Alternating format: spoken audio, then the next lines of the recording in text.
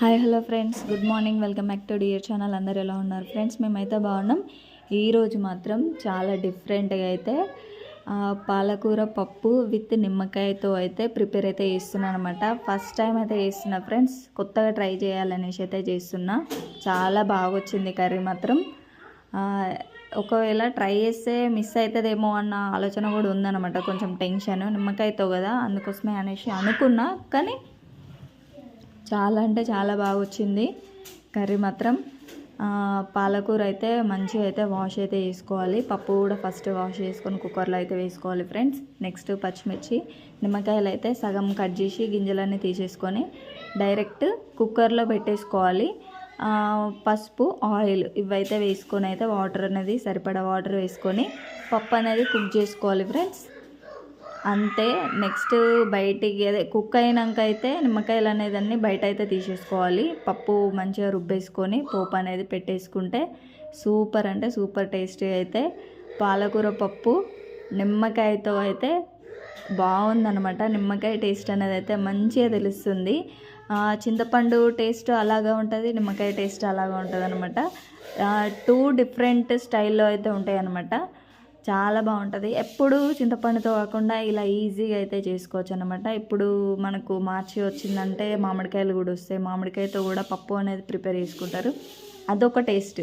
అలా దేని టేస్ట్ దానికనమాట. నేనైతే ఫస్ట్ టైం అయితే ట్రై చేసిన ఫ్రెండ్స్. బాగుంది కర్రీ మాత్రం. ఇప్పుడు కొంచెమే ఉందన్నమాట. సూపర్ అంటే సూపర్ వచ్చింది. ఇప్పుడు ఇక్కడైతే పప్పు అనేది కుక్కర్కి అయితే విజిల్ అయితే పెట్టేస్తున్నాను అనమాట. వాటర్ అయితే సరిపడా వాటర్ అనేది అయితే తీసేసుకుంటున్నాం. మళ్ళీ ఈ పాలకూర పప్పుకి సైడ్ డిష్ అయితే అప్పడాలు అయితే ప్రిపేర్ అయితే చేసుకున్నా ఫ్రెండ్స్. అప్పడాలు ఉంటే ఈజీగా తినాలనిపిస్తుంది, ఇంకొక బుక్క ఎక్కువ తినాలనిపిస్తుంది అనమాట. ఓకేనా ఫ్రెండ్స్, ఇలా అయితే పప్పు అయితే రెడీ అయిపోయింది ఫ్రెండ్స్. నిమ్మకాయలు అయితే తీసేస్తున్నా ఇంకా, ఎందుకంటే వాటి రసం అంతా పప్పులోకి వచ్చేసింది కాబట్టి నిమ్మకాయతోటి పని లేదన్నమాట. ఇప్పుడు నిమ్మకాయలు అన్నీ అయితే పక్కన అయితే తీసేస్తున్నా. ఇక్కడ ఆవిరి అయితే ఎక్కువ కనిపిస్తుంది అనమాట. పొగలు పొగలు వచ్చేస్తుంది. అప్పుడే కుక్కర్ అనేది మూత అనేది తీసిన కాబట్టి ఆవిరి అనేది ఎక్కువ కనిపిస్తుంది అనమాట. ఓకేనా ఫ్రెండ్స్, ఈ పాలకూర పప్పు మీకు నచ్చినట్టయితే please do like, share and subscribe friends. ఓకేనా. డిఫరెంట్ స్టైల్లో అయితే చేసిన నిమ్మకాయతోటి మీరు కూడా మీ ఇంట్లో కూడా తప్పకుండా ట్రై చేయాలని నేనైతే అనుకుంటున్నా ఫ్రెండ్స్. కొంచెం కొత్తగా అయితే బాగుంది టేస్ట్ అనేది. అన్ని టేస్టులు అయితే చేయాలి, కొత్త కొత్త కూడా ట్రై చేయాలన్నమాట. అందుకే నేను ఇలా అయితే ఇంట్లోనే పాలకూర పప్పు విత్ నిమ్మకాయతో అయితే ట్రై చేసిన ఫ్రెండ్స్. ఇప్పుడైతే పోపు అనేది అయితే పెట్టేసుకోవాలి. ఇక్కడైతే బొగాన్ అయితే తీసేసుకున్న, పోపు అయితే పెట్టేస్తున్నా.